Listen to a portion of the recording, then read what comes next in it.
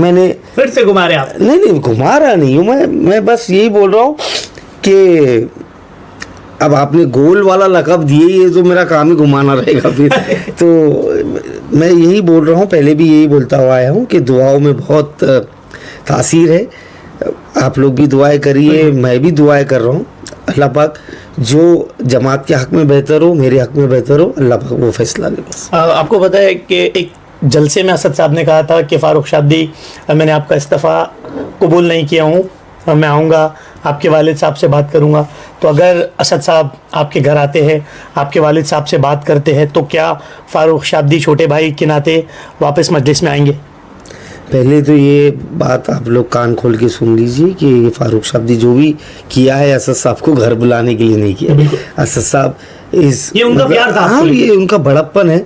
असद साहब मेरे घर में तो ऑलवेज़ वेलकम है, और उनको आने के लिए असद साहब ऑर्डर करे, मैं दारुस्सलाम की सीढ़ियों पे जाके खड़ा रहूँगा। मैं कुछ ना पार्टी से बड़ा हूँ, ना असद साहब से बड़ा हूँ, वो सारी चीज़ें अलहदा है, वो कोई मसला वैसा नहीं है।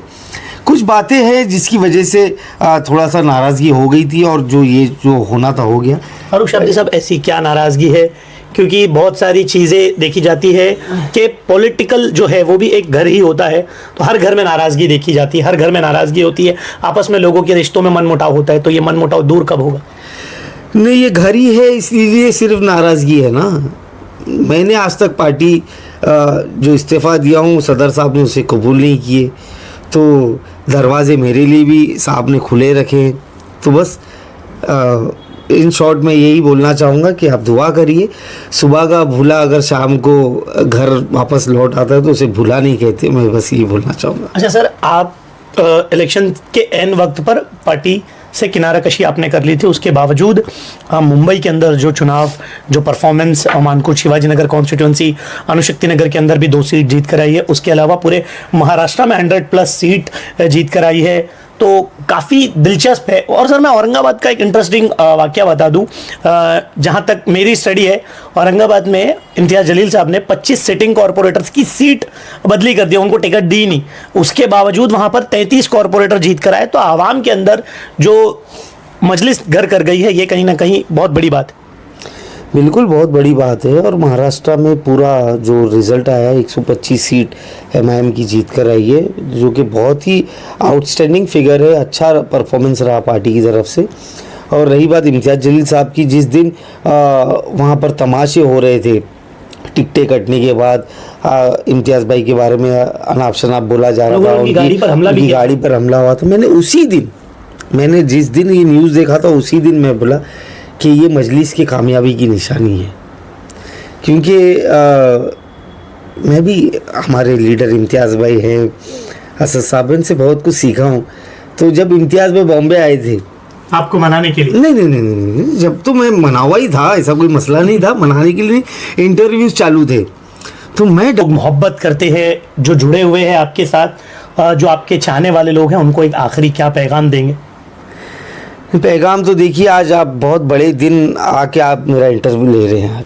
आज शब बारात की रात है, आज लोगों से माफ़ी तलाफ़ी करने की रात है, माफ़ करने की रात है। आज अल्लाह पाक ऐसा बोलते हैं कि मतलब पूरे साल की जो हमारी रिज़्क़ है, उम्र है, वो सब जो बलाएँ हैं वो हमारी नसीब का लिखा होता है।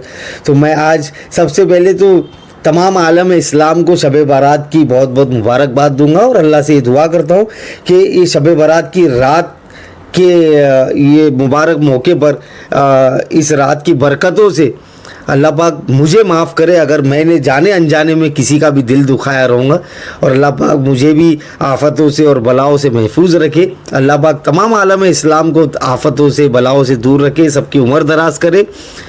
और बस मैं तो सबको माफ़ कर दिया हूँ जिन्होंने भी मेरा दिल दुखाए थे। अब वैसे ही मैं उन लोगों को भी बोलता हूँ कि अगर मेरी वजह से किसी का भी दिल दुखा हो तो मुझे भी माफ़ करिए।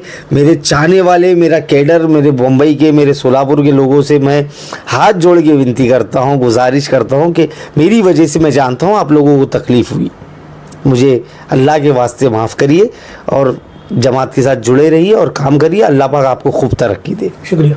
संविधान इजाज़त देता है हर कोई अपनी पार्टी बना सकता है, एक घर में दो दो पार्टियां होती हैं। तो हुमायूं कबीर ने अगर अपनी पार्टी बनाई और उस पार्टी में हमारी पार्टी के लोग जो उन्होंने दावत दी तो उस दावत पे गए वो लोग, तो अभी जा रहे हैं, अभी प्रोग्राम्स होना है, तो इसमें कुछ गलत नहीं है। और मैं तो कहता हूँ कि जो भी शोषित वंचित समाज के लोग हैं उनको एक साथ आना चाहिए, ये तो अच्छा